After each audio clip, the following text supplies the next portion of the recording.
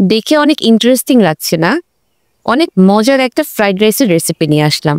আমার ছেলে প্রায় খাবার নিয়ে অনেক বায়না করে। তো আমি চেষ্টা করি ওকে টেস্টি খাবারের সাথে কিভাবে পুষ্টিকর খাবার দিতে পারি। তো এখানে আমি একটা ফ্রাইড রাইস করেছি এবং সেটার মধ্যে পুষ্টি তো আছেই এবং এটা অনেক টেস্টিও লাগে খেতে।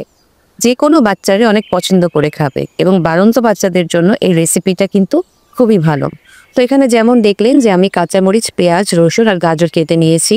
তো এখানে তেলে আমি প্রথমে রসুন কুচি দিয়ে দিয়েছি। রসুন কুচিটা ভালোভাবে ভেজে এর মধ্যে আমি গাজর, কাঁচামরিচ, পেঁয়াজটা দিয়ে দিলাম। কাঁচামরিচটা স্বাদ মতো দিবেন, যেহেতু আমার বাচ্চার বয়স 13 বছর, ও খেতে পারে মোটামুটি ঝাল, তো এই জন্য আমি দিয়েছি। মটরশুঁটি দিয়ে দিলাম, যেটা আমার ডিপে ফ্রিজে রাখা ছিল। তো এটা আমি দিয়ে ভালোভাবে একটু ভেজে নিব। তারপরে দিয়ে দিচ্ছি একটু সামান্য লবণ। তো মটরশুঁটি আর গাজরটা কিন্তু আমি সিদ্ধ করে দেইনি, এই ভাজার মধ্যেই আমি এটা সেদ্ধ করে নেব। তারপরে ডিম দিয়ে দিলাম একটা। এখানে হচ্ছে আমি একটা মুরগির ডিম দিলাম। তারপরে এটা হচ্ছে ভালোভাবে সবজির সাথে মিক্স করে একটু ভাজা ভাজা করে নেব। 4-5 মিনিট ভেজে নিলেই এগুলো সেদ্ধ হয়ে যাবে। তারপরে এটা ভাজা ভাজা হতে হতে আমি সেদ্ধ করা পোলার চালটা দিয়ে দেবো।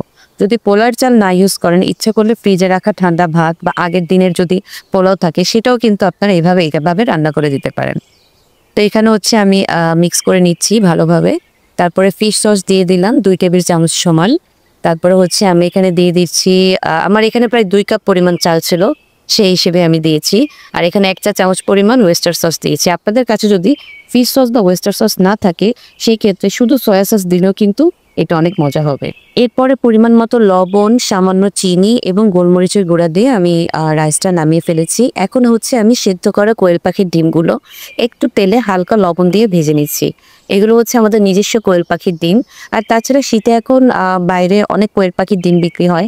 তো চেষ্টা করবেন আপনাদের বাচ্চাদের অন্তত প্রতিদিন 2 থেকে 3টা কোয়েল পাখির ডিম খাওয়াতে, কারণ কোয়েল পাখির ডিমে কিন্তু অনেক পুষ্টি আছে।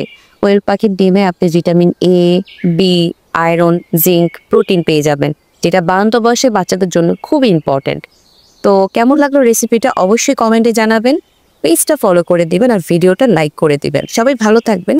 দেখা হবে আপনাদের সাথে আগামী ভিডিওতে। আল্লাহ হাফেজ।